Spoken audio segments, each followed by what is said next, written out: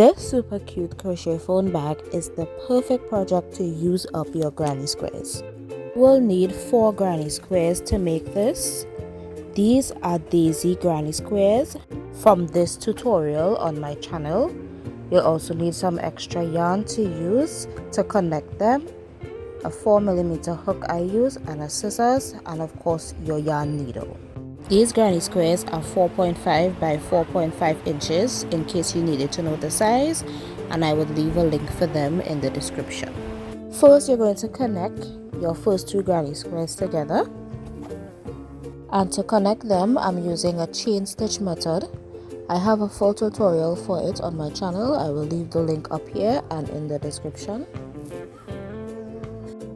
So place the granny squares together, right side facing each other, and slip stitch into the corners.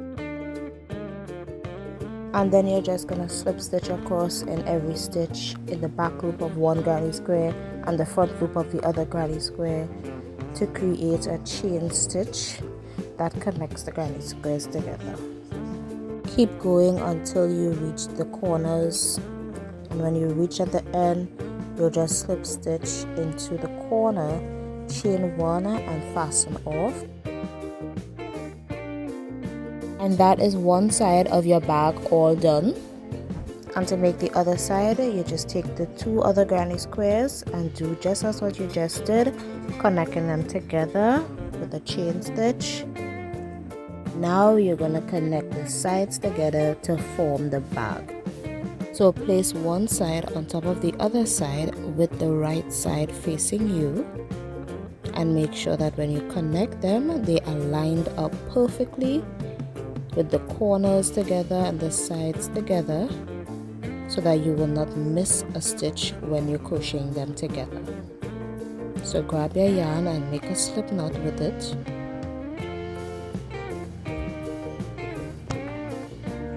And slip stitch into the corners of the granny squares on both sides. This will be the top of the granny square, so you can pick any one of the 4 corners to start from. So slip stitch and chain 1. Then start with 2 single crochets into that corner space. And to connect the sides, you're going to work single crochets into all your stitches.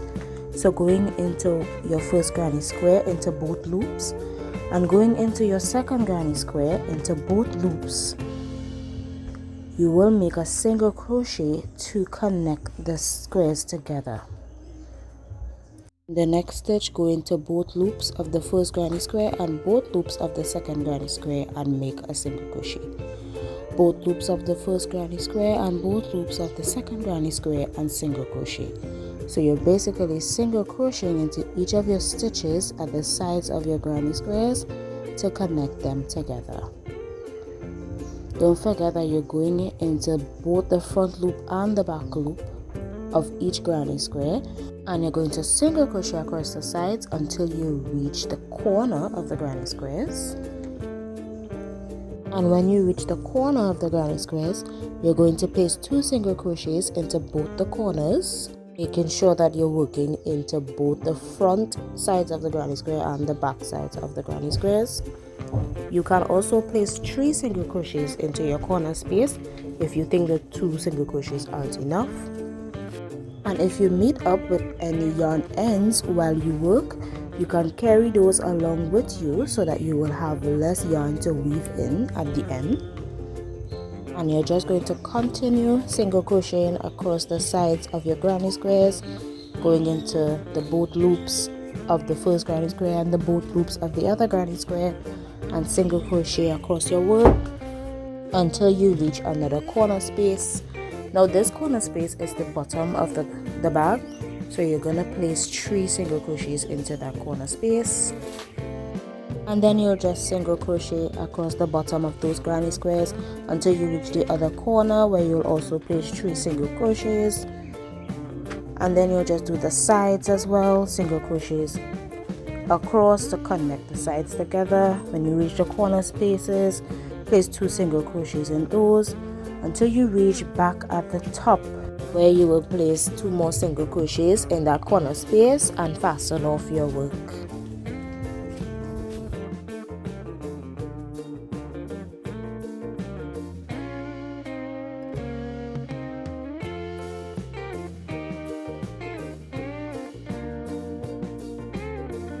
And that's the bag form.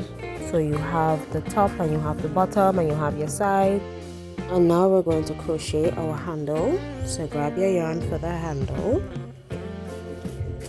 make a slip knot,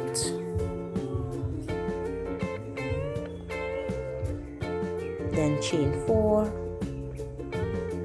And for the handle, we're making an I-cord. And to make an I-cord, you're going to insert your hook into the next chain space, yarn over and pull up a loop. Insert into the next chain space, yarn over and pull up a loop. And into the next chain space, yarn over and pull up a loop. Then you're going to remove your hook, being very careful that you do not pull out any of your loops. Then you're going to yarn over and pull through the loop on your hook. Then insert into the next loop, yarn over and pull through. Then insert into the next loop, yarn over and pull through. And into the next loop, yarn over and pull through. Then you're going to remove the hook again out of all your loops except the last one. Yarn over and pull through the loop on your hook. Insert into the next loop, yarn over and pull through that loop. And into the next loop, yarn over and pull through. And into the last loop, yarn over and pull through. And then you're going to remove the hook again, repeating the process of yarning over and pulling through all the loops.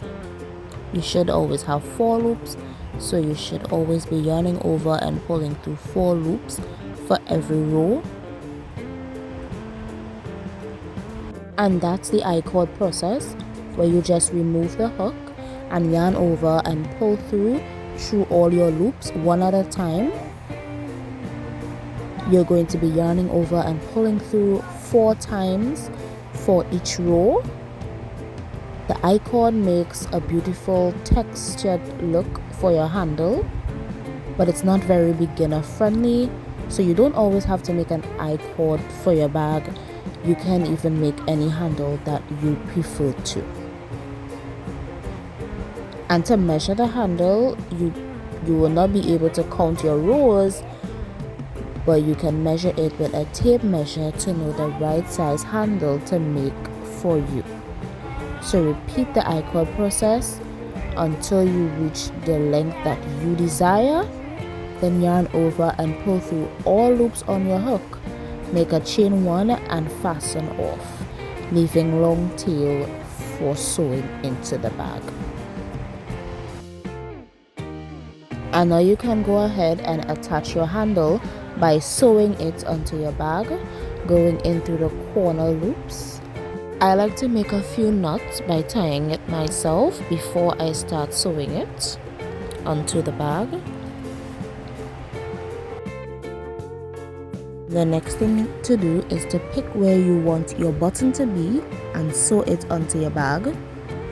And then you'll make the loop for the button. Grab your yarn and make a slip knot.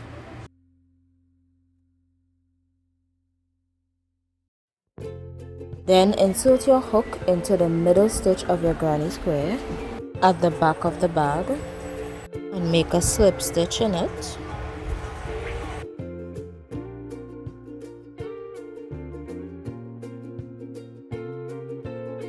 Then make 10 chains, or the amount it takes to wrap around your button.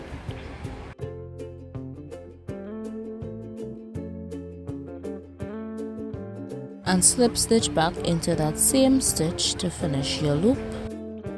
Make a chain 1 and fasten off. Then you'll just weave in the yarn ends.